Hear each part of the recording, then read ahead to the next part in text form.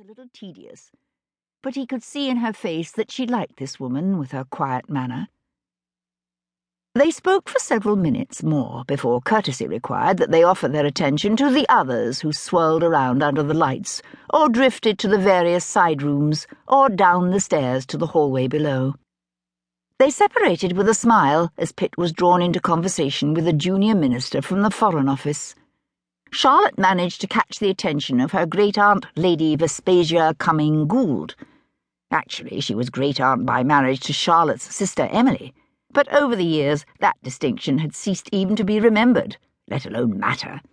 "You seem to be enjoying yourself," Vespasia said softly, amusement lighting her remarkable silver-grey eyes. In her prime she had reputedly been the most beautiful woman in Europe, certainly the wittiest. Did they but know it, she was also one who had fought at the barricades in Rome during the turbulent revolution that had swept Europe in '48. "I haven't forgotten all my manners," Charlotte replied with her usual frankness. "I fear I'm reaching an age when I cannot afford to wear an expression of boredom. It is terribly unflattering." Vespasia was quite openly amused, her smile warm. "It never does to look as if you are waiting for something," she agreed, "which is good. Women who are waiting are so tiresome. Who have you met?" "The wife of the Portuguese ambassador," Charlotte replied. "I liked her immediately. There is something unusual in her face. I'm sorry I shall probably never see her again." "Isaura Castelbranco," Vespasia said thoughtfully. "I know little of her, thank heaven. I know too much about so many other people.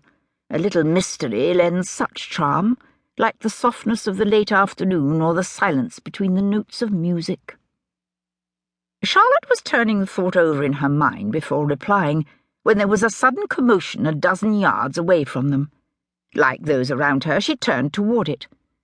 A very elegant young man with a sweep of fair hair took a step backward, raising his hands defensively, a look of disbelief on his face. In front of him, a girl in a gown of white lace stood alone, the skin of her bosom, neck, and cheeks flushed red. She was very young, perhaps no more than 16, but of a Mediterranean darkness, and already the woman she would become was clear in the curves of her body. Everyone around the two fell silent, either in embarrassment or possibly out of confusion, as if they had little idea what was happening. "Really, you are quite unreasonable," the young man said defensively, his voice light, trying to brush off the incident. "You misunderstood me." The girl was not soothed at all. She looked angry, even a little frightened. "No, sir," she said in slightly accented English. "I did not misunderstand. Some things are the same in all languages." He still did not seem to be perturbed, only elaborately patient, as with someone who was being unintentionally obtuse. "I assure you I meant it merely as a compliment. You must be used to such things." She drew in her breath to answer, but obviously could not find the words she wished. He smiled, now openly amused at her, perhaps just a little mocking. He was good-looking in an unusual way. He had a strong and prominent nose and thin lips, but fine, dark eyes. "You'll have to get used to admiration." His look swept up and down her with just a fraction too much candour. "You'll receive a great deal of it, I can promise you." The girl was shaking now. Even from where she stood, Charlotte could see that she had no idea how to deal with such inappropriate appreciation of her beauty.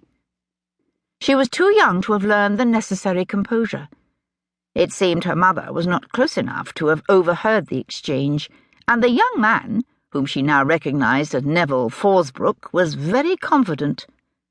His father was one of London's foremost bankers, and the family had wealth and status and all the privilege that came with it. He was not used to being denied anything, most especially by a girl who was not even British.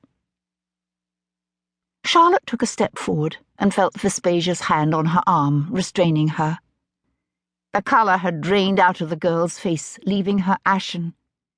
"Leave me alone!" Her voice was shrill and a little too loud. "Don't touch me!"